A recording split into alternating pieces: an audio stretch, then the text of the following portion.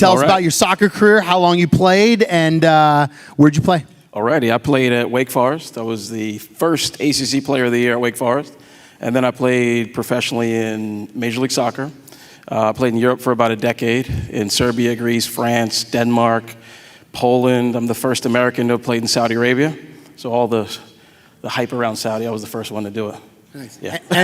And I played for the U.S. national team. And it's called soccer for us here in America, but over there it's called football. Right. Yeah, right. they have it right, I think. Right. How have you stayed super disciplined, ultra healthy, and to consistently outpace others in your career? So the healthy side, I have a similar story. My oldest son is on the U16 U.S. national team, so I chase him around playing soccer. And then in terms of staying disciplined, that comes from my grandmother as well, so we have a similar story there. I come from a bunch of farmers, and so at a young age, I had a really interesting understanding of, or an advanced understanding of the difference between seed, harvest, and reward.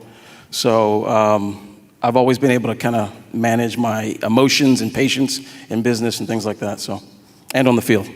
That's awesome. What investments have you made, and what are your business holdings? And I know you're going into the soccer field. Yeah, so I had an exit. I sold a marketing and IT company a few years back, just after I finished, because I consulted with the Saudi Arabia Olympic Committee. So I had an exit just after that, and then I started a hedge fund. I exited out of that, and now I'm in my third venture, and that's soccer specific. So I've got media companies, I'm investing in teams and things like that. So how many teams do you have? Because you mentioned them earlier. Right now, just one, and then there's two more on my docket here. That's amazing. Mm-hmm. What visualization, affirmation, goal-setting rituals and strategies do you use to become one of the top 0.1 percenters? It's a good question. So one of my mentors his name is Scott Miller, and he was a strategist with a few very well-known business folks. And he talks about insurgent strategy. So I think like an insurgent. We kind of talk about this on a bi-weekly basis. But I try to move what's movable and do what's doable. So let me restart. We define our win, move what's movable, do what's doable. And that's kind of my motto. I like that. Yeah, simple. What is the $1 million lesson you've learned that you, as a pro athlete, that you can pass on to others? Yeah, I got this really great piece of advice a long time ago. And there was a former athlete that said to me, you are playing in these teams and all the team's owners own things. So a really good strategy would be to go to the folks that own things and strike up a conversation about your interests. So that was like some of the best advice I received, because after that, my network went from here to here. So that's advice I share a lot. I love it. Yeah. Last question. Mm-hmm. If somebody wants to become one of the 0.1 percenters in their field and they want to outcompete everybody else, what advice would you give them? Good question. I would say it's really important to understand what a professional is.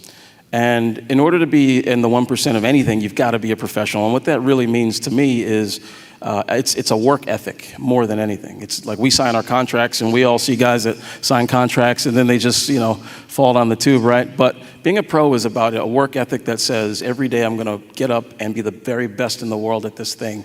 And I think it's easy to say, much harder to live. Yeah.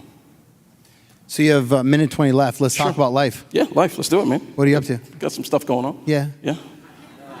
You're busy. Yeah. Kids. You gave me good advice earlier. I did. Can you give it to me?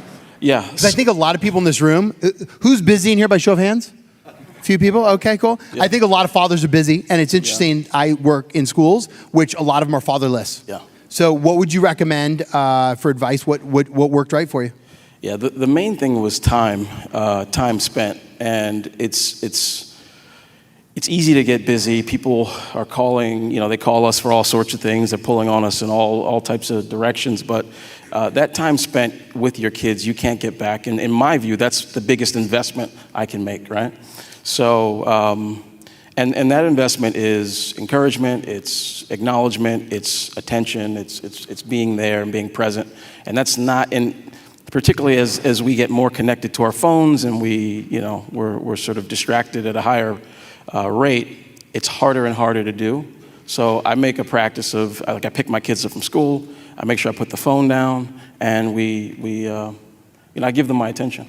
And one of the things I did, I built a turf field in my yard, and we just play soccer. So I try to keep them in the things that I love as well. So we have that time. So Nice. Yeah. Thank you. Yeah, thank Give you. them a round of applause, guys.